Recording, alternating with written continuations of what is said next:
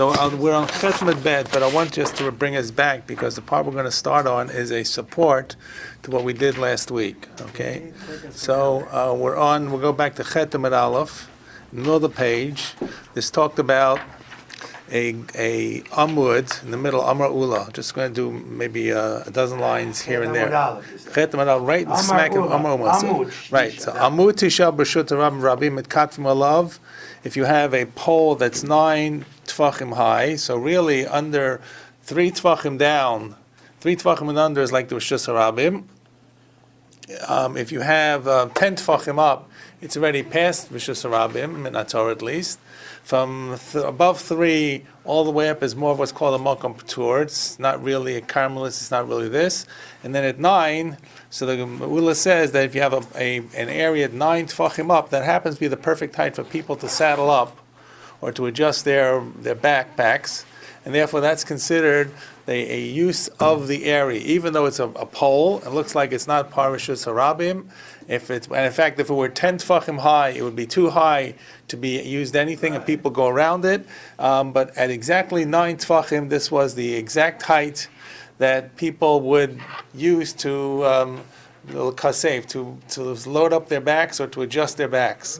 So therefore, even though you would not walk through the pole, and you couldn't jump over the pole like a 3 tfachim and under, right, like 16 inches and down, which you could theoretically just walk over it, this you'd walk around, but because it does have usage for people, it's considered Rishut Harabim. It's an unusual kind of usage. It's not a usage of walking through, but it's a part of Rishut Harabim that was a natural kind of place that people normally used it. Okay, it's almost as if to say that there are certain parts of our Rishut Harabim that we don't think about, maybe like a curb, or maybe like street lights or something. But they do have certain kinds of purpose. In this case, it was a direct purpose for the people that would be makatef, would set up their backpacks or readjust them.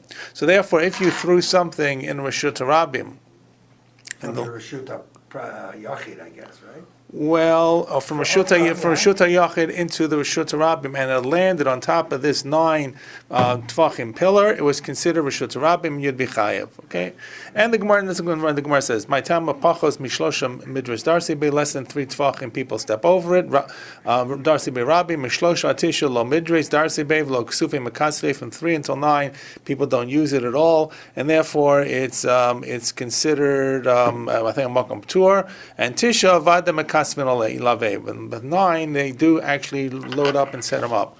And then this was a simple statement of Ula. On this, Abaye said to Rav Yosef, Gumamai, what about not a pillar that is 9 tfachim up, but you have a pit that's 9 tfachim down? And apparently, if it was 10 tfachim, it was too far down to use. If it was less than 9 tfachim, people were afraid your package would stick out. But 9 tfachim seems to have been, at least some people would use this to put their stuff in, to unpack, leave it there and come back for it. It's a different kind of usage than walking along and resetting your pack. In fact, it's what's called, we're going to see in a moment, it's called tashmish aidet chak. It's an unusual kind of way that we use things. So Abaye asks, what about this guma? This is the inverted kind of thing, not a pillar sticking up 9 tfachim, but an indentation, a pit 9 tfachim. So in the Rishus Harabim, is that considered Rishus Harabim or not? If it's under 3 tfachim and under, it's surely Rishus Harabim because you just kind of walk over it or walk through it. If it's 10 tfachim, you're surely not going to use it. It's like when we Rishus Yachid. If it's between 3 and 9, you still wouldn't use it, but exactly 9, would you possibly, maybe not everybody, but you who've got this schlepper kind of bundle, you're not going to put there your talis and tefillin, you're not going to put there your big jewels, but you're going to put there maybe your groceries there for a couple of minutes, right? Like put your groceries down on the shopping cart and you go get your automobile to come around. So that's shimush ideyat chag. So Abaye asked the question to Rav Yosef, Guma Mai. So Rav Yosef says, V'chein b'guma. Yes, with Guma, it would be the same thing. It's Rishus Harabim. And Rava said, Beguma lo. Rava says, no, with the Guma, it's not going to be considered a Rishus Harabim. My time. So here's the key line of this Gemara we're going to come to today. So Rava says, why not? Tashmish aidei chak lo shmei tashmish. Okay? And obviously the other opinion is going to be Rav Yosef, who will say Tashmish aidei chak is Kain Tashmish. So this is this machlokas between Rava and between Rav Yosef. In other words, if you're really going to use it, if everybody uses this as a normal course of events, even if you're not walking through it, but you're using it, it's still going to be considered Rishus Harabim. It sounds funny because you're really walking around it, but you're actually going to use it as part of your walking material. You're walking, Right. you're walking The use of the assistance, Rishut right? Harabim, right? But on the other hand, the Guma is out because it's Tashmish Aydei Adchak, and that's the key. Is Tashmish Aydei Adchak going to make it a Rishus Harabim or not a Rishus Harabim? Which one again? So Rabba's position is it's not. Rava's position is Tashmish Aydei Adchak is Lo Shmei Tashmish. And the Gemara asks a couple of questions about this, and who was here last week? Who wasn't here? Nobody was here last week? Wait, Nobody I was here. last- You were here last week. Well, you can teach this, okay? No, I So the Gemara asks two questions upon this Gemara. If you had it talks about, for example, if you had a box that was there was a big box, right, outside in Rishus Harabim. It was more than 10 tefachim high and 4 tefachim wide, right? So then you can carry from it into Rishus Harabim, and you can't carry from Rishus Harabim into the box, because that's considered like the box itself is considered Rishus Hayachid, even though it's sitting in Rishus Harabim. Right. Think of this as a sukkah mobile, okay? So there's a Rishus Hayachid. So, but on the other hand, Pachos Mikan, if it would be less than if it would be less than 10 tefachim high or less than 4 tefachim width and length, so you could be metaltlim because that's considered Rishus Harabim. It's not considered Rishus Hayachid. At least it's not considered Rishus Hayachid. And then on this, the Gemara said, V'chein b'guma. This is moving along to the last line. Same thing with guma. That a guma also, if you had it looks like it's about a guma that's sticking down, right? A very big, or something of that nature. So Gemara says, "My lava seifa." Does this not mean that on the seifa that says less than 10 tefachim, you can carry into it from Rishus Harabim? If you have a big box and it's less than 10 tefachim, you could carry into it. So therefore, because you see it's a Rishus Harabim, so the same thing for a guma would be if it's less than 10 tefachim, it's 9 tefachim. Right. You could carry into it. You see that a guma of less than 10 tefachim can be considered Rishus Harabim, and that would have to be 9 tefachim. Okay, that was one question and answer. So that was one question on Rava. So they thought from this man, I'm just kind of running through this so we can get to the piece today. So that the Gemara thought that was an example where you see that Tashmish Aydei Adchak is considered Tashmish because the Gemara assumed the word guma applies to the end of the Bryce, and the Gemara says no aresha, that the piece about the guma is talking about where the box is 10 tefachim high and 4 tefachim wide, and that's saying the same thing. If you had a guma like that would be considered like a Rishus Hayachid. Right. It doesn't tell me about anything that's 9 tefachim, less than 10 tefachim. Right. So that was one question and answer. And then the Gemara gave another question and answer. Maybe we'll just kind of move on to the part we had about what happened if you, and this is on Amud Bed, what happens if you wanted to make an Erev Tchumim. Erev Tchumim means you have to set your food within 2,000 amos, right? So then and it has to be accessible at the beginning of Shabbos, and if that happens, then you can actually use that and move another 2,000 amos to extend the Tchum Shabbos. So the Gemara has a whole discussion, I'm not going to go into it, it's a little complicated, about what the example is. Is the example about a bar that's 10 tefachim, or is it about the food is 10 tefachim? And the end was, Rava knocks off the question on him, and gives a very unusual kind of an answer. The answer of Rava says that certain things didn't come into play midrabanan at Ben Hashmashos. So all the rabbinic prohibitions happen only after Ben Hashmashos. The ability to access your food happens at the beginning of Shabbos, which is before Ben Hashmashos. So it's a funny kind of thing. But anyways, Rava actually knocks this off, and Rava stands by what he says, which is, and this comes back to what we want to talk about, that Tashmish Aydei Adchak is not Tashmish. Okay, let's come to what Rava's basic opinion is. Tashmish Aydei Adchak is not Tashmish. Rav Yosef is going to say Tashmish Aydei Adchak is Kein Tashmish. And the example, once again, the example of Tashmish Aydei Adchak, which is Tashmish Aydei Adchak, you have an indentation that's 9 tefachim down. If you have the pole sticking 9 tefachim up, so people can use it because that's the perfect height where that people would be able to belt up and set up their loads. So as they're walking along, that would work. On the other hand, if it's 9 tefachim down, not everybody put their belongings or their packages in this open pit that's 9 tefachim down. You can see why it's less safe, right? You can see why people would not want to use it. People may stumble into it. People may drop things onto it. So that's called tashmish aidei adchak. And Rabbi says lo shmei tashmish. So a 9 tefachim deep pit would not be the inverse of a 9 tefachim high pillar. Right. Okay? That one is the pillar is tashmish that is usual. It's not tchak. And the pit is tashmish aidei adchak. Okay? Yep. Are we good with that? Yes. So that's the long introductions. Long introductions, Rava says tashmish aidei adchak lo shmei tashmish. Right. And Rava managed to squeeze out of 2 questions. Mm-hmm. And anytime you know that an Amora tries to squeeze out of a question, sometimes you're never really that convinced. Right? You think, well, maybe he's saying it doesn't have to be, but it could be. Could be, right. Right? So, or maybe it's just almost an intellectual kind of argument, how far you can stretch the silly putty, or the whatever it is, the rubber band before it breaks. So then Rava says, and here's the piece we're going to do, V'lo tema, this is Tchet Amud Bet. What I say about 14 lines on the top, 2, 4, 6, 8, 10, 12, 14 lines. V'lo tema, do you everybody see it? Yes, no? The first word on the first line one is Alav ben Hashmashot. Okay, so it's about 14 lines on the top if you have the regular Gemara, and it's right in the middle of the line which says V'lo tema. V'lo tema d'chuya komad chilach. And don't say that I'm giving you simply a knockoff answer to show my intellectual prowess, that you can't get me into a corner. Ella dafka kamin alach. But I really believe this. Is no one. When I had to defend myself against the 2 questions that you had, when we went into detail, when we didn't, I really believe that tashmish aidei adchak is lo shmei tashmish, and I live by that rule. And I'm now going to show you how another Mishnah, which we'll have later on in Masechta, towards the end of Masechta Daf Kuf, Kovav is going to explain. Kuf Amud Bet is going to explain this. The Tznan.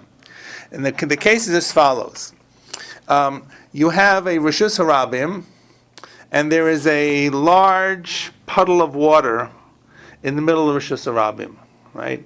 What do they say when you see water on the road? Don't go into it because you don't know how deep this is. So rakak is a A rakak is like a big or a flowing water. It's like a big puddle, what would we call it? It's more than a puddle. Could be like a Flooded, I don't know. sinkhole.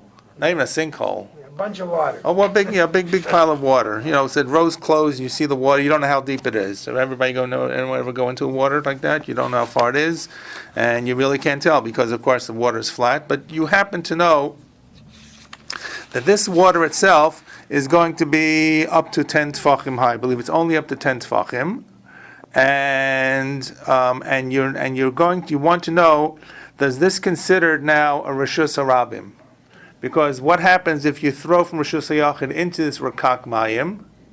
Is it going to be considered you're throwing it into Rishus HaRabim or not? But this rakak must be in the public place. It's in the public place, right? There was a big rain, there's a flash flood, and there's still this big ponding of water. It's ponding of water on the roadway. The roadway, exactly. Okay, and you don't know, it's not engineered and cantilevered that it's really going to be set up. You've got a big road of dirt, and you've got this big ponding of water. But the water is not deeper than 10 tefachim. Now 10 tefachim is not such a small puddle. No. Right? 10 tefachim, we said, is 40 inches. Mm-hmm. Right? But 40 inches, if you could theoretically walk through it, could you not? In theory. You could. In theory, okay, in theory. But you might not want to do it. You might not want to do that. Big boots. People with short boots. People with shorter people would want to do it. With hip waders. Right. But you have to remember, clothes in those days were much more primitive, correct? Okay, and they really did not have that much protection from the elements, and the roads were messier and so forth. With a dirt road and you saw a big hole, you wouldn't want to walk through. And if you're walking along and this was the only way to go, think of the water as ponded over the Rishus Harabim. Right. Okay? So the only way to go is you got to go through. Now, if it's really deep, okay, you're not going to be able to go through. Right. If it's raging waters, you're not going to be able to go through. But this is a rakak mayim. This is simply just a very big ponding of water after the rain. So if you really tough it out, you could really get through. Now, would you say that most people would go through? Maybe not. Would you say some people could go through? It depends. Depends how, Depends how desperate. Depends how desperate they are. It's like any time you see flooding on the road, there's always some people who go through. Absolutely. Right? You just don't, but the problem is you just can't tell how deep the water is. But let's say you knew this ponding of water was 10 tefachim, up to 10 tefachim. So here's the case. Im hoyer kak mayim, chetem at bet, about 60 lines on the top. Im hoyer kak mayim, there was this ponding of water, v'rshut harabi malechet bo, and the main road goes right through it. So zorek letochu dal ramos chayav. If you throw, and I guess you're in the Reshut Rabim, and you throw 4 amos, and it lands in the Rakak Mayim, okay? So then you're going to be chayav. Yeah. This is a distance of 4 amos, not a depth. So in other words, you are throwing it, no, not a depth, a distance. Distance of 4. So right, because you're actually now considered carrying in Reshut Rabim, but to go to be chayav in Reshut Rabim, you got to leave from Reshut, you got to send it off from Reshut Rabim, that's land in Reshut Rabim. So you threw this, whatever it was, the stone. Maybe you want to see how deep the water was. Okay, you want to see how the pebble bounces. So if you throw it more than 4 amos, you're chayav. V'kama hu rekik mayim. How deep is this rekik mayim? Pachod miyut tfachim. Okay, it's under 10 tfachim deep. Could be 9 tfachim deep. Right, 9.5 tefachim. It's not higher than 10 tefachim. That's that's a barrier. That's an impediment that no one's going to go through. That's already serious, right? Once again, how high? It's excuse me. 10 tefachim is waist length, at least my waist, maybe your waist too, more or less. So therefore, if it gets any higher, you're really not going to be able to get beyond that. So 10 tefachim seem to be in the area which people normally can get through. So it's under 10 tefachim, 10 tefachim and under. And then the Mishnah says something very unusual. It repeats itself.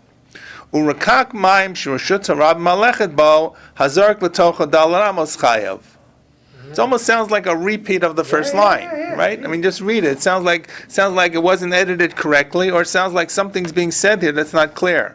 The Mishnah says, "Mohay rakak mayim reshut harab malechet bo hazark l'tocha harab amos chayav," and then it says, "Urakak mayim sh'reshut harab malechet bo hazark l'tocha dal ramos chayav." Okay, so Rava hones in on this repetition within the Mishnah. Why does it say it twice? It must be telling me about 2 specific subcases within the case of this ponding of water that you are going to throw into, that you throw something into it and it's considered Rishus Rabim. So Bishlama, says Rava, Bishlama rakak trezimne. So the fact that it says rakak mayim, right? Because the case is im hoy rakak mayim shudram alechet bo zerg tochel chayav, and then it says rakak mayim rakak mayim shudram alechet bo zerg tochel dalam is chayav. So it talks about rakak mayim twice, right? So why does it have to mention this 2 ponding of water? So it mentions 2 ponding of water, says Rava, because maybe it's different whether it's wintertime or summertime. Right? In other words, there are 2 specific cases being mentioned here.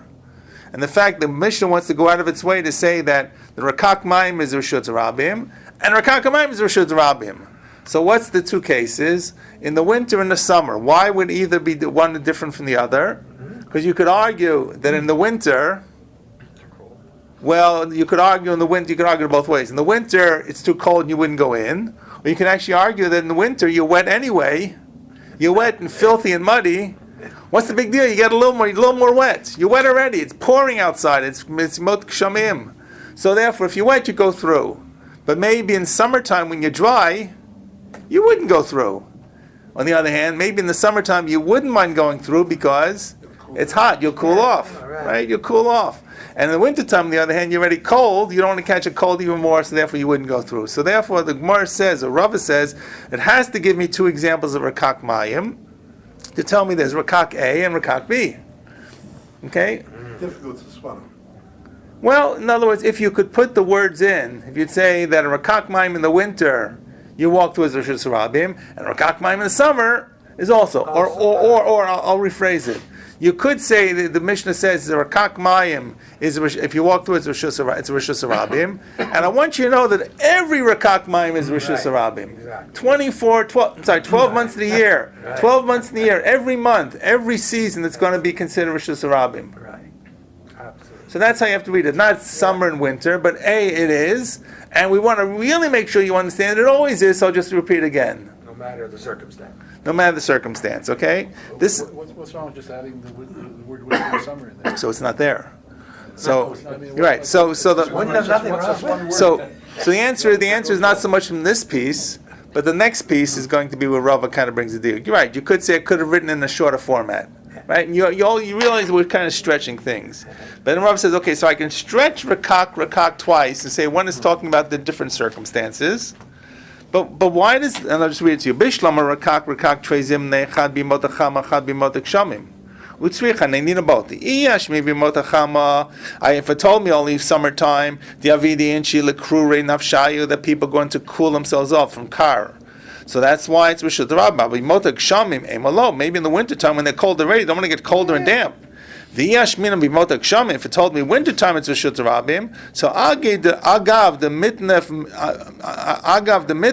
makri v'noches. Seeing that you're already dirty, tinuf. It means you're dirty and filthy and wet and damp. So you go in and get a little bit cool. You cool off and then you go in and go out again in the water. Avol b'motachama lo. But maybe in the summertime no. So tricha. So I can understand possibly. It's a kind of a kvetch, but I can understand possibly why it has two cases of rakak.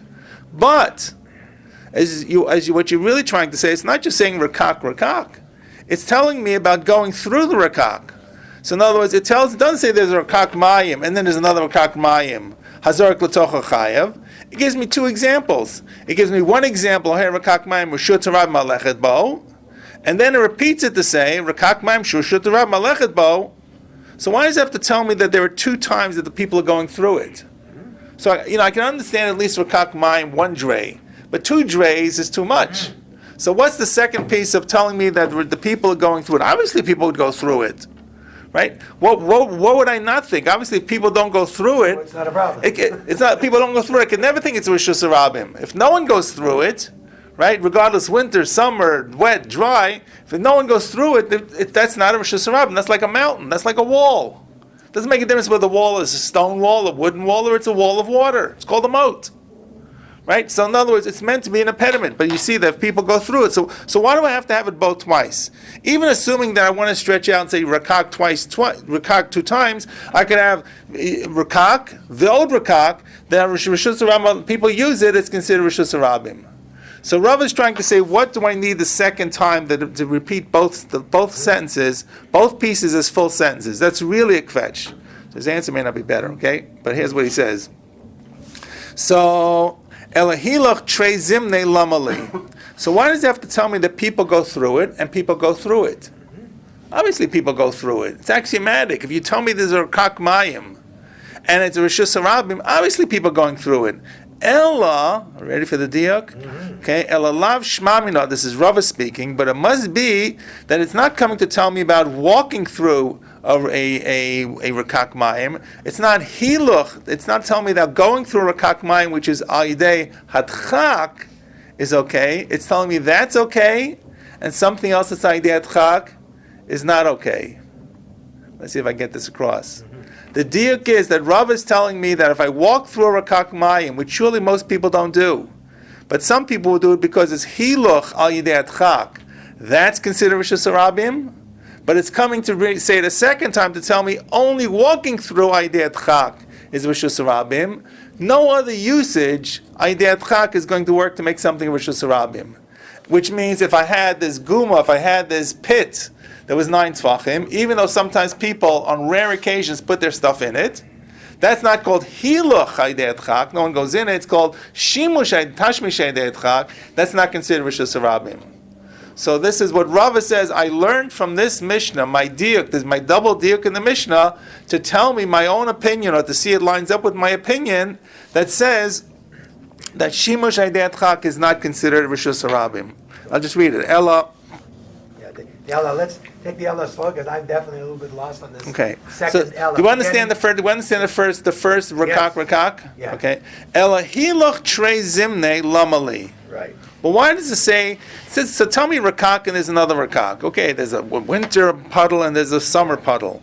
But why does it have to tell me the rakak and people go through it? But it said both times that they're It said, chayav, didn't it? right, it says both times a chayav. So why not just say, im hoya rakak? Im Rishus Harabim aleches bo v'yesh rakak, v'yesh od rakak, as chayav. Rakak. So I understand it two times. Why does it have to say there's a rakak and Rishus Rabim Aleches Bo, and you throw into it, you chayev, and then a rakak that Rishus Rabim go walk through it is also considered chayev. So what is it? What could that come to tell me? So Rabbi's response is, it does not come to tell me that within this case, it's telling me this case you're chayev, but some other case you're not chayev. What makes this case chayev? What makes this case unique? I'm walking through this ponding in an unusual fashion. Most people would not go through it. Okay. Do we agree most people would not go through this 10 Right. tefachim, Let's say this we agree that they would go 40 inches of water, right? Until it comes back up. Yeah. Who would go through it?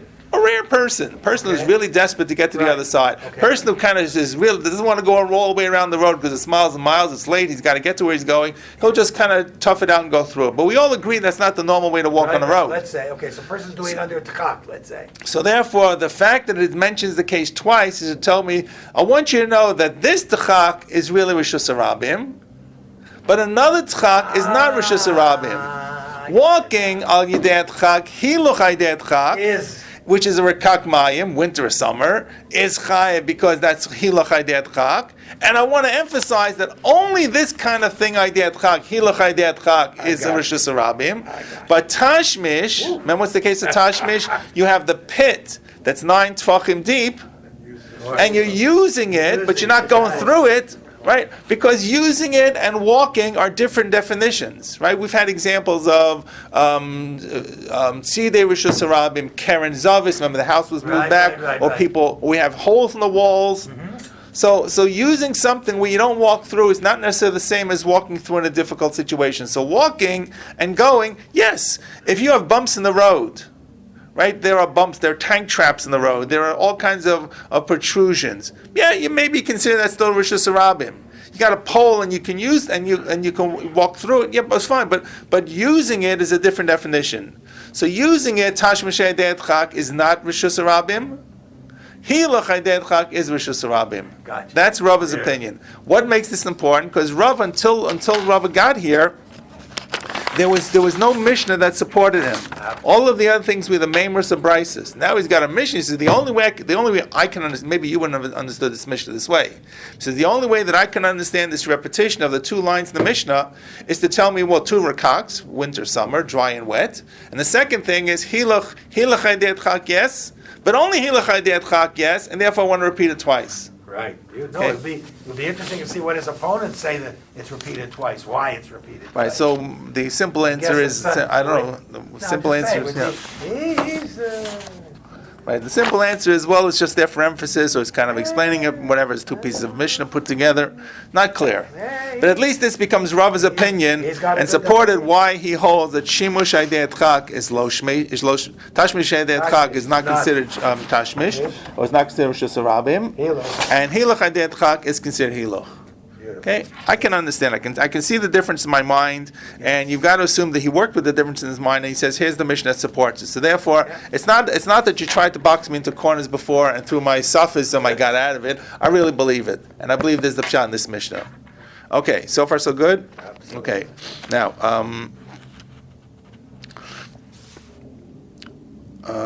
now we have a couple of short pieces here. We have a piece here that seems like it really does not belong here. I'll read it, then I'll try to tell you why we think it's here. It's a couple of lines, then we'll get to a piece that follows that does belong. Shma Mina. Amar Rav Yehuda. Okay. Hi Zirza. A zirza is a bundle of straw or a bundle of reeds. It's a long bundle. And what you want to do, how would you kind of move this along? So you probably would roll it. Okay, but I guess that's not how they did it. They picked it up, and then they picked it up. So now you have the bundle, and you're going from end to end. So at any one time, both ends are not up. Okay, so what's the halacha? So if I picked up the zirza, this bundle of reeds, and I carried it, obviously I'm chayev. Right. I carried it like a forklift. I carried straight ahead. But in this case, it's all rolled up, and it probably was very heavy. You probably couldn't pick it up. So and it's very long, right? And so when I'm picking it up like this, and like this, and like that, so what? It stops along the way. It's not really stopping along the way. I keep rolling it. You're not rolling. I'm not rolling it. I'm not pushing it. But at any one time, I don't have all of it off the ground. Right, And some of it is off the ground. So you can't say like I'm throwing it, right. and I can't say that I'm pushing it. I'm actually, if I stood it up, right, if I stood it up, that would be fine. But instead, while it's standing up, I kind of stand it over. That's apparently how they moved it, right? This, Yeah. right? And If you pause, it's not good, right? if you pause it, I don't think it makes a difference. Then it lands on the ground, it's flat. Maybe, but all of it's not on the ground. Some of it's up in the air. No, but it's Right. still gonna be on Yeah, that. but it could have been a wide. So let's see what it says, and we'll see if it makes sense. What does it Okay.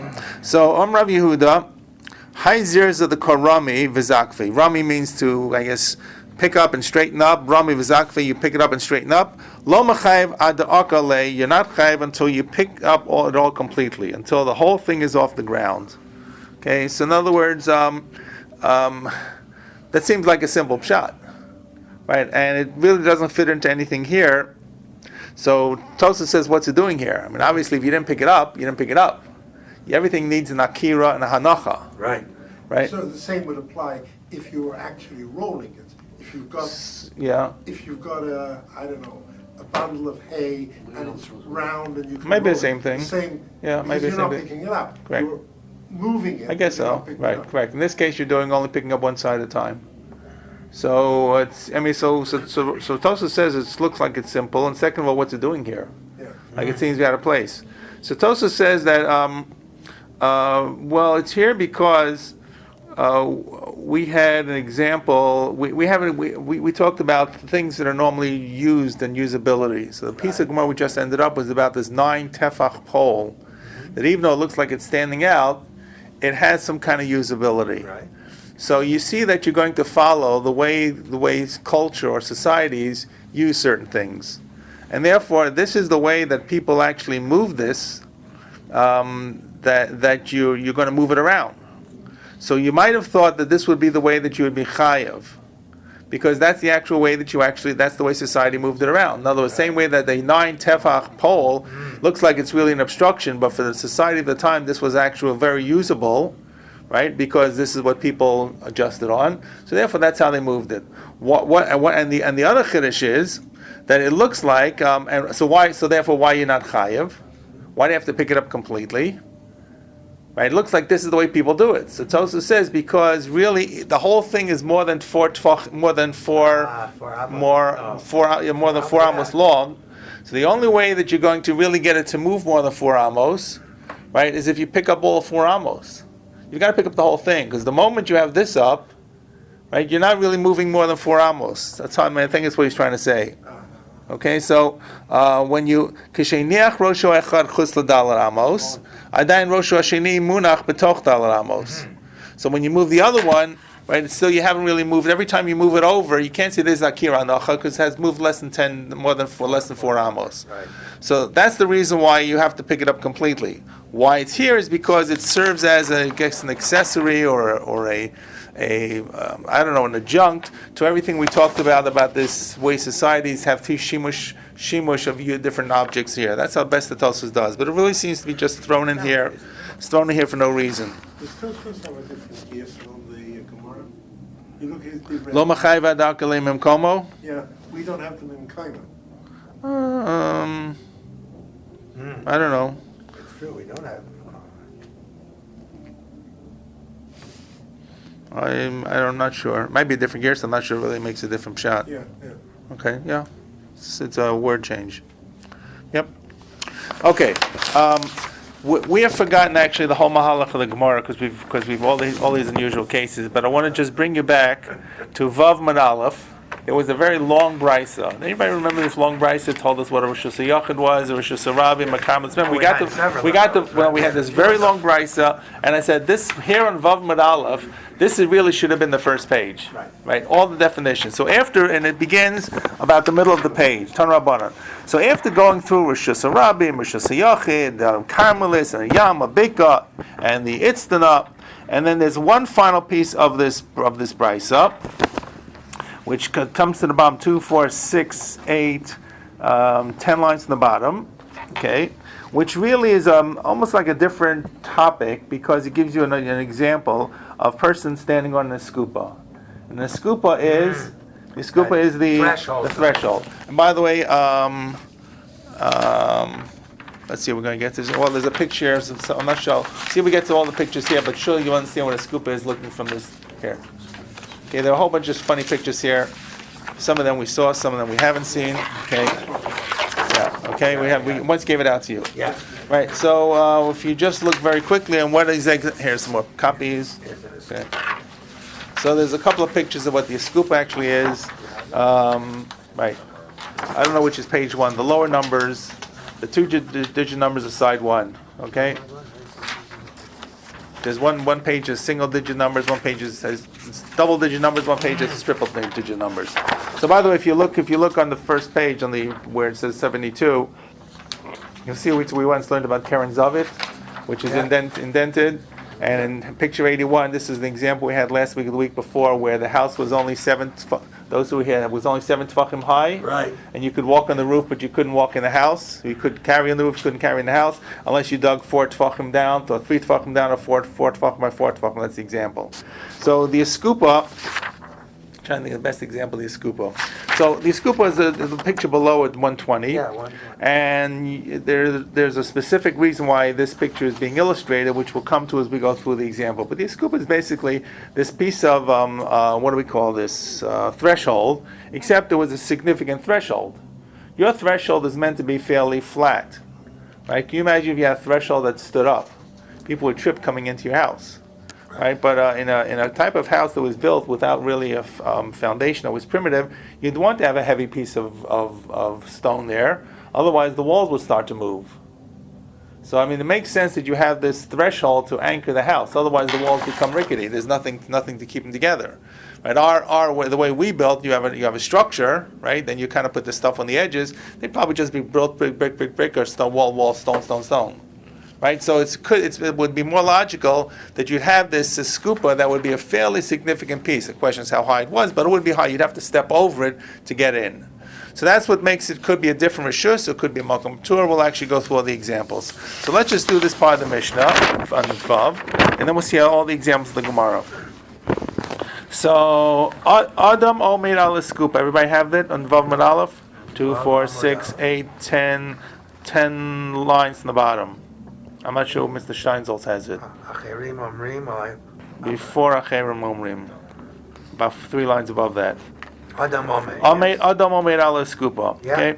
So this is an unusual case because you're going to be passing from inside the house to outside the house, or passing to the guy on the skupa is going to pass it to the guy outside, rather than going from inside to the outside directly. So it's not clear what kind of rishus it is. Adam Omer ala skupa. Person can stand on the skupa. No tell me balabayis. He takes in the balabayis who's inside. V'notein lo, and he can give to the balabayis inside. So if I'm on the skupa, I can transfer back and forth to the person inside. And no tell me ani, v'notein lo, and I can take from the person. The ani is the guy outside. He's the homeless, right? He's not in the house. I can take from the ani onto the skupa, and I can give it back to him. So I can transfer back and forth. So in other words, I seem to be able to be a middleman, Right, for in one direction. Not really a middleman, but I can work with either side. I can play both sides. Well, you can go from inside to the guy outside. I can go from I can't. I can go from inside to the skupa, Yeah, or I could go from the skupa to the outside. But I can't go from the inside to the skupa to the outside. We'll see in one moment. Ubavad shlo yitzol mi balabayis v'notein la'ani. Or on even though but I can't go from inside to the skupa to the outside. I can't take from the balbayis and give it directly outside to the ani. I can simply take it from the balabayis and hold on to it. Is that the idea? Right. Or maybe if I put it down, I can maybe give it to the ani afterwards. Right. Or the ani can give me. But I can't give directly through. I can't carry it through. Right. I can't be a. Can't act as a real middleman to transfer from one person to right. the I can't simply be the transfer agent. Right. Right. I can do one way. I can do the other way. V'im not of a natzan, and if I did, if I transferred it from inside to outside, I was the middleman. Shloshtam p'turim, all 3 of them, the guy inside me and the guy outside, are all patur. So it's a kind of cryptic kind of thing. The first thing said you can't do it, and then there's just said if you can. So when you says you can't do it and says you're patur, it usually means it's a rabbinic decree. Right. Okay, but we're not quite sure what this is. That's the first opinion of about the skupa. That's opinion A. So far, so good, or so far you're questioning what it is? Acher momrim. The acherim is another pains, Rabbi Meir. Iskupa mishameshet beis b'shuyot. And a skupa can either be one of two. It can't be two at the same time. It can either be like the inside, or it can either be like the outside. The first opinion seems to make this like a middle ground. Right. The inside to the middle ground. Inside is like neutral territory. Inside to neutral territory, or outside to neutral territory, or vice versa. The second opinion, Acherim, says no. There is no such thing as there's no such thing as parv. Either it's fleishiks and milichiks. Either it's going to be like the inside of the house, or it's going to be like the outside of the house, depending on how it's set up. Bisman explains. Yachem says Bisman shapetach patuach, when the door is open, and the door is, by the way, open which way? Inside. Good. Is your door open inside in your house? Yes, you do. Okay. Yes. It has to. Yeah, but public places it can't. Okay. Public places is a fire hazard, but your house does. Yeah. It's more logical from the inside. You open up to Yeah, see what's to going go on. in. Yes, of course. Right. Correct. Yeah. Yes. All right. Though I imagine probably. Anyway, this looks like to be. You could argue that public places. If you're running out, you- Public places have to go out. Public places, as the law, as the decisions, has to go out. Correct, of course. Right. Yeah. Right, I think but it's not always that way in Not Europe. always. No. In No? Europe, it's not always that. Here, it's pretty standard. I believe here it's a fire Here it's a code. law, I'm sure. It's a fire code for sure. Okay. Yeah. But Now they're that's the push problem. bars. You open the door, and there's someone Somebody walking on the this sidewalk. happens. So that it could be the reverse if it opens in too. That's correct. Right, true. Yes, that's correct. Okay. So we have glass doors. There's a lot less happening today. But if you had wooden doors, it could occur. Yeah, Correct. for sure. All right. Sidewalk. Back at the ranch. So the Acherim says it's either A or B. It's either an inside part of the house or an outside part of the house. If the Bisman petach patuach, when the door is open inside, it's like inside the house. Petach noel, if the door is closed, kilachutz. It's like it's like the outdoors. Right. Okay. V'im, and then the third piece, v'im hoita skupa gvod yud v'rach v'daled hareza reshut latzma. If you have the skupa which is 10 tfachim high and 4 tfachim wide, so that's already considered like a separate reshus. What does that mean? That's a good question. So it's a separate reshus. So what does that mean? So we'll see what that means in the Gemara. Okay. But that's the easiest part of this. The first two cases, or the first case is that it's like neutral territory. We got to explain. And the second person about the Echerim, what exactly is the case? It's inside or outside, may only apply to certain types of eskupas. And that's why the pictures are going to help us here. Okay, so now we're good so far. Let's go back to the Gemara. There's no 2 dots here, so it's going to be hard. We've got to find where we left off. Chet Amud Bet and Amar Mar. So it should be the beginning of a line. If I see it, 2, 4, 6, 8, 10, 12, 14, 16, 18 or 19 lines at the bottom. Amar Mar. Amar Mar always means a quote, a partial quote of a braita, right? Gufa always means a full quote of a braita, and we're now going to explain it. Haguf shel a braita. Now we're going to take it apart. Amar Mar means I'm giving you a piece of a braita, but it's reminding you it's not starting from nowhere. There's a reference point. In this case, it's very helpful because there's no 2 dots before it. Amar Mar. Adam, and this quoting the Braita. Adam omer al skupa notim abais v'notin lo notim me'ani v'notin lo. So that's the case we had. The first opinion, not a chayrim. The first before the chayrim. It's neutral territory. So Gemara asks the obvious question: How is skupa mai? What is this a skupa? What are we talking about? Elaim was skupa rishus harabim. If you say there's a skupa is considered Rishus Harabim, we don't know how to define this among the 4 Rishuyot. So notam mi balabayis. How can he take from the balabayis and take it onto the skupa? Hom mafik mishuta yachid Rishut Harabim. If you see the skupa, remember there's only 4 choices: Rishut Yachid, Rishut Harabim, Carmelis, and Makom Ptur. It's got to be one of the 4 above. One of these 4, I should say. So if you say it's Rishus Harabim, it makes no sense how you could transfer to the Balabais inside. It's going Rishus Harabim to Rishus Yachid. That's wrong. Viela skupa Rishus Yachid. So it must be, if it's not Rishus Harabim, it's going to be Rishus Yachid. So notam and ani. How can you take from the ani? Hakama ayel Rishus Harabim Rishus Yachid. You're taking from outside to Rishus Yachid. So 1 is off, 2 is off. Ella skupas Carmelis. So then the skupa is going to be the 3rd version, which is a Carmelit. That's not one, not the other. It's a rabbinic prohibition. I don't have, why did I get lost with the Carmelit? The Balabai. How many by Rishut Arabi? Ella? A skupa is skupa b'shut yachid. Notam and ani. Notam and ani. Notam and ani. Hakamayel b'shut Harabim l'shut yachid. Question mark. You with me? Yeah. Okay, Right, yeah. it's a rhetorical question mark. Ella, it can't be Rishut Rabbim, can't be Rishut Yochid. What's the Yeah. third choice? Ella Skupat, Carmelis. It must be the Skupa is called a Carmelis, or is defined as a Carmelit Rishus. So Notel v'Notein lechatchila. It says you can take from one and take from the other. So how can you say that you can? In other words, how did we define this according to the first person? You can take from the person inside, Right, or you can and take. put it onto the skupa, Right. or take from the person Right. outside, put it onto the Right, but skupa. you can't- Carmelis, you can't do that. The rabbis came along and said you have to treat a carmelis as a separate rishus. In fact, the carmelis really becomes, to a certain extent, a disability, because rabbinically you can't transfer from rishus hayachid to a carmelis, and rabbinically you also can't transfer from rishus harabim to a carmelis. So what's the good of a karma? I didn't say it's good. The good is it's not. The good is minat Torah. It's not a rishus hayachid. It's not nice to that. You have to define one or the other. So the rabbis, because it looks like a rishus harabim in many cases, Right. so therefore but it's not a rishus harabim. So they defined it as a carmelis, and they built an additional prohibition. What's so good about not moving a chainsaw on Shabbos? What's so good about saying the matches are muktzah? What's so good about yeah. right? The answer is all these rabbinic decrees were meant to help us. So the assumption was if you didn't say the carmelis was rabbinically prohibited, you could come to carrying a carmelis, and you come to carrying a rishus harabim. So something that the good example like a big valley or a big field, a big Right. a valley. Right. So that is really not a rishus harabim. It's a carmelis because nobody lives there, nobody walks there. But if you see someone walking in the field, you say he can walk there. I can walk down Main Street. I can walk down the highway. And that is clearly rishus harabim. But it means that it's a third kind of rishus that the rabbis invented or extended, I should say.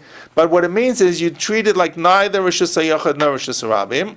But you also can't. But therefore, you can't transfer from rishus harabim to a carmelis. You can't transfer from rishus hayachid to a carmelis.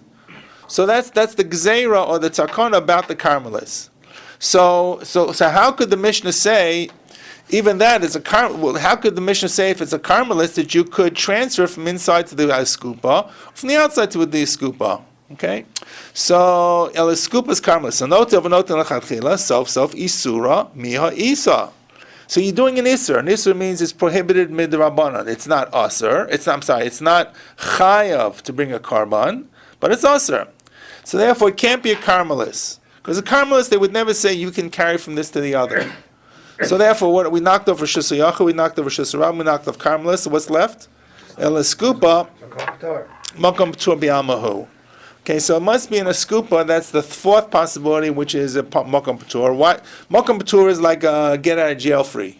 Right. It's like a free pass. Like what? It's like a wild card. I mean, you're not going to be chayav for doing anything there. Usually, Makom P'tur are things that are just so weird that they don't meet the definition of anything. Right. So this would be that example, which is, and the Gemara explains, Kagon the less beidalad adalit. The skupa is a narrow kind of piece, and your threshold would meet that requirement. Your threshold is probably considered actually part of your. I'm not sure what it would be defined as. I'm not sure how to define today's thresholds. I don't know. I'm not sure. What would you say? I don't know. Well, they're less than arba, so it does. Then I don't know what. So maybe they are a makom p'tur. Right. I'm not quite sure. I remember this coming up about the keys that people used to have when they didn't have an Eruv, and people had like these key clips, and they put the key on the clip.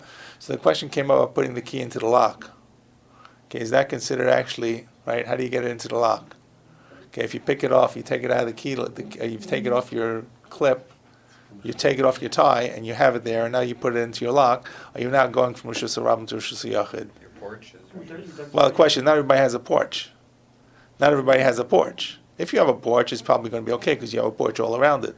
But many modern houses, usually porches are today add-ons. Right? Most houses are built simply with like a threshold and maybe a set of low stairs or no stairs. So I remember that was a discussion came up. It's not applicable to us. We live with an A-roof, but I don't remember how it concluded. They've concluded that you kind of need to put your tie into it and then take it off if you really want to be that strict. I'm sorry? Which means? When you have It's detached. if you have something, we have in Europe, we have belts. The belt, with Right. the belts special thing. Right. And so we keep the Belt belt on. and we open Right. like that. So what they that's correct. So that's actually good, or another kind of contraption, like their jewelry, for example. Sometimes they'd make a brooch. For those who may remember this, when they didn't have a neighbor, they used to make a brooch, and they would incorporate the key into the brooch. So the brooch could be on some kind of chain, a pendant. But the way they used to make it is what I remember as a kid. Is they would have keys and they would solder them onto some kind of key clip. Those were days that people wore tie clips. They wore tie clips back in the day, and then you you assume that the key itself was being served as an ornament, which it was, if it really was a good craftsman rather than simply looking like a key, right? And there were all kinds of contraptions. Sometimes you get two keys onto it, depending on how these were set up, and then you get to your house and you'd use it. But the question that came up is where you didn't have a porch, right, or it was an external door, it would be very difficult to kind of put the tie clip into the door, right? You normally took it off. Yeah, So that was I know. one of the questions that used to come up. Be it as it may, that goes back to the discussion about what the eskupa is, right? Right. And what they actually, when you're putting it into the door, which is really going into Rishus HaYachid.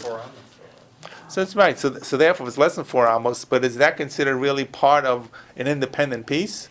This eskupa was a real piece. This eskupa in those days was something that stood up, right? So you could understand this was a separate place. Today's eskupa is really simply a piece of metal or a piece of aluminum, whatever it is, that just covers your door hole, your doorway. Right? If you took out the eskupa, you could walk through.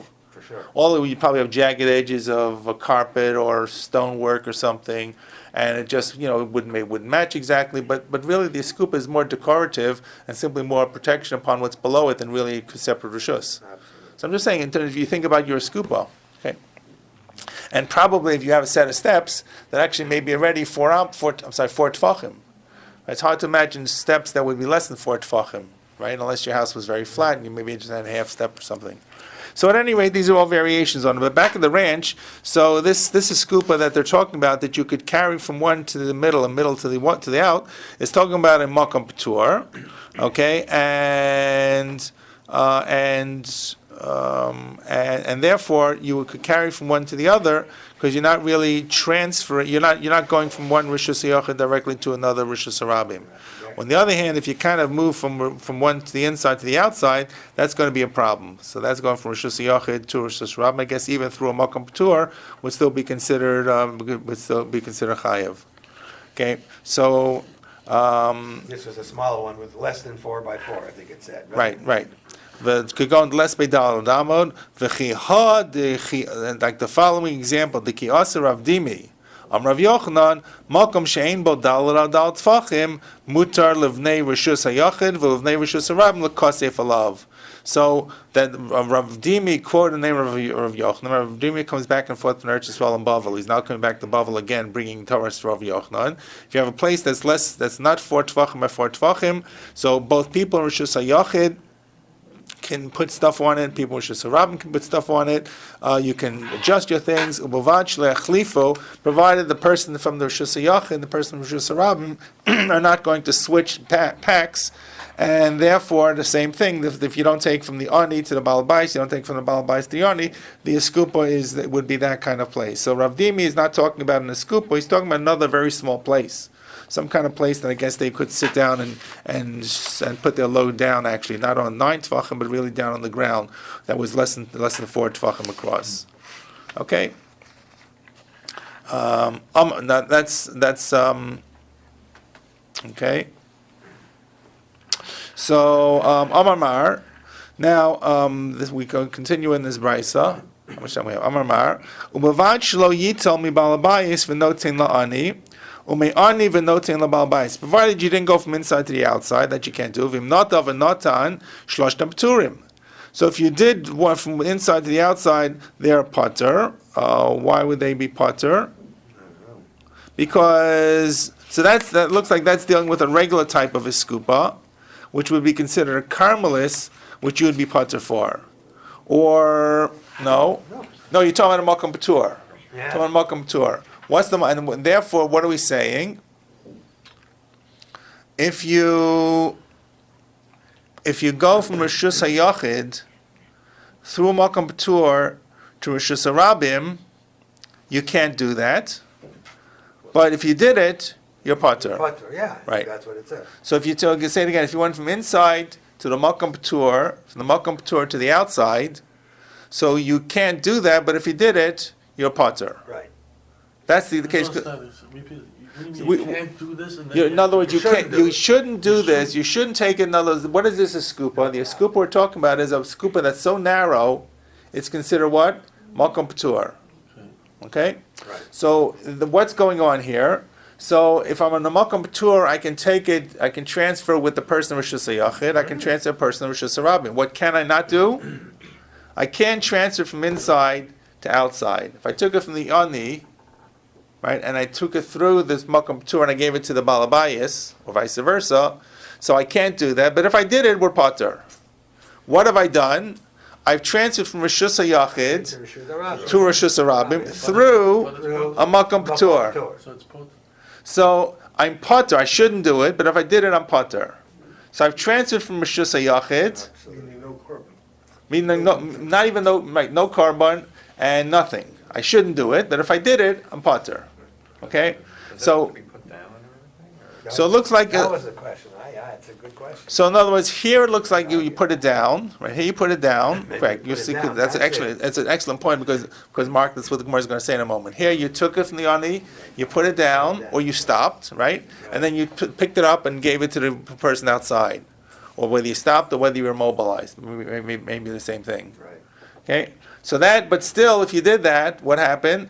Rishus Yachid Makam Tur to Rishus Harabim, you're pater. Okay. So you don't do it, but if you did, it's okay. Or it's not okay, but it's pater. So Gemara says the lema tavit to the Rava. Let's say that this case where you went from Rishus Yachid to a Makam Tur to Rishus Harabim, or vice versa, is going to be a question on Rava, because Rava is the following case. Dama Rava. Hamaver chayfetz mitchilas daled l'sof daled b'Rishus Harabim. If you carried an object 4 amos long, so you actually carried 4 amos in a Rishus Harabim, afapi sheheviro derech alav chayav. Even though you carried, what's alav mean? What's alav? On him. On him. Okay, even though you carried on him, what does that mean? So Rashi says it means that you carried it high up, so it's higher than 10 tefachim. So why is he chayiv? So you're going to be chayiv, right? So that's the Gemara is going to say. So in our case, it looks. We talked about a Rishus Harabim really being up to 10 tefachim, right? Higher than 10 tefachim, right? We don't do it, but higher than 10 tefachim, it looks like it's nothing. It's a makom p'tur. Sure, right? Right. So therefore, I picked something up. I picked it off the ground. I put it higher than 10 tefachim. It's not that hard, really. I walked 4 amos, and then I put it down. So I've gone from Rishus Harabim through a makom p'tur to Rishus Harabim, but the issue is not transferring from inside to outside. The answer is transferring 4 amos in Rishus Harabim. Right. So what does Rava say? What's Rava say? Chayav. What do we have in our case here? I have a similar kind of case, only going from inside to outside, not 4 amos. Rishus Yachid to Makam Tur to Rishus Harabim. What do we say according to our Mishnah? Pater. Pater. So Rava seems to say you're Chayav. So the Gemara says a kasha on Rava, because Rava can't stand up against the Mishnah. Mishnah is black and white. Rava against the Mishnah wins, Rava loses. So Leim Atavat Yufta the Rava, and it brings this example of Rava. So the Gemara's answer is hacha lo nach, hacha nach. The case over there is where he didn't stop in the middle. Okay, it was continual, or continuous, I should say. It was continuous, and therefore you look at it as the start and the stop. The middle doesn't play a role. Yes, it does go out of Rishus Harabim, right? But it does come back into Rishus Harabim, but it's continuous. Right. But if you were to stop in the middle, which you can't do, right? I guess you could if you stopped like this, it would be. But in our case, where you did stop, so the Rishus Harabim therefore goes, or the Rishus Yachid goes into Makam Tur goes into the Rishus Harabim. It's not a continuous action. And that's how the Gemara tries to resolve Rava with our Mishnah. Okay? Now, I only want to say one thing about what this Derech Olav means. Rashi says it means you're carrying it above like this. Tosfos quotes from Rabbeinu Hananel that he thinks Derech Olav means you carry in front of you. So it's almost, I'm not quite sure why this would be any difference. That you kind of think of it as throwing somebody back and forth from hand to hand. I'm not sure I fully understand why that would make a difference in carrying something regularly. But almost it looks like that you that because it passes in front of you, says Rabbeinu Hananel, it's considered like it's you. It's like munach v'nimtza. So it's not considered as if it moved for 4 amos. And the answer is it's not really hanacha. So let's see if I try to say it a little more clearly, because I'm not quite sure I understand it fully either myself. It's in Tosas also actually in Rabbeinu Hananel at the top of, if you have Rabbeinu Hananel on the side. So perish derech alav sheheviru al atzmo mimino mismolo. Okay, so you're going back and forth. So in other words, so you would have thought that should be potter, because moving it back and forth as if to say it's not really moving, and the answer is that's not really saying it's stationary. Our case is stationary. Moving it back and forth is that's derech atzmo or derech alav is really almost considered as if it's actually moving back and forth. I guess Tosfos almost seems to read it as derech alav as derech lefanav or derech atzmo or something. But at least there's a different opinion from Rashi. Rashi is actually a lot easier to understand than Rabbeinu Hananel. Okay, so at any rate, what do we have so far? What we have so far is we have this the interpretation of the Eskupa. According to the first opinion, it's considered a Makom P'tur. Because of Makom P'tur, therefore, you can transfer either way. You cannot transfer using the Makom P'tur in the middle, but if you did, you'd still be Pater. You wouldn't be Chayev. Okay? That seems to be the case. What would happen if you had a real Eskupa that was wider? What would that become? We don't know. Right. Right? It's not clear. Because it's a Rishut Shal Atzmo, right? Probably was just either going to be... Well, what is it? It's not clear what it is. Well, maybe it said if the door is open, the door this way or that way. Or maybe the Eskupas in general were less than 4 Tfachim wide. That's probably the best answer. The Eskupas may have been less than 4 Tfachim is how much? 16 inches. Well, one of these pictures in 43 that you gave, that would be a problem because it certainly looks, you have somebody sitting on it, a scupa actually. Yeah, but he's sitting on Picture 43. right. He's sitting on a scupa. That Eskupa is actually outside, right? Yeah, that right. looks completely outside. That looks pretty big, but the Compared Eskupa to the that 121, right, but the yeah. Eskupa that Eskupa almost looks like a doorstep, like a step in front of a door. Right, it looks like almost like an entrance to a window, high step in front of a window of some What sort. do you call that? We call it. It's called an Eskupa. It's kind of threshold. So it's the scooper, whether it's inside, it's called the same. Let's use the same thing. In the case here, we're talking about something that's the thickness of the wall. I'm not sure how thick were the walls. I don't know. So what would happen if it really were 4 Tfachim by 4 Tfachim? I don't know. I'm not sure. Maybe a Carmelis. Yeah. Right, probably Carmelis. So what that leaves for us till we get to the Mishnah is about the Acherim's opinion, that it's one or the other, which is going to get into a little bit about some laws about Erevin, and then the Yeskupa that's 10 Tfachim and 10 Tfachim high and 4 Tfachim wide. We said it's a Rishus by itself. What does that come to teach us? So we have the short Amud on Tet, which we'll do next week, and then we get to once again another Mishnah, which I told you something to look forward to. Is really not about Shabbos. It's about what it's really about. It's actually a very nice piece of Gemara. Every piece of Gemara is very nice, Yeah. but it's about not doing something when you have to go daven mincha, because you may get tied up with that. So don't go to a barber in case the barber's scissors may break and you end up missing time for mincha to get a pair of scissors. But then you can understand where that's going to be a setup for the Mishnah that follows, which is before Shabbos. Yeah. Don't get doing something because you may miss Shabbos. So that's the 1-2 Don't get punch. involved. Okay. Okay, guys, we'll stop here. Right.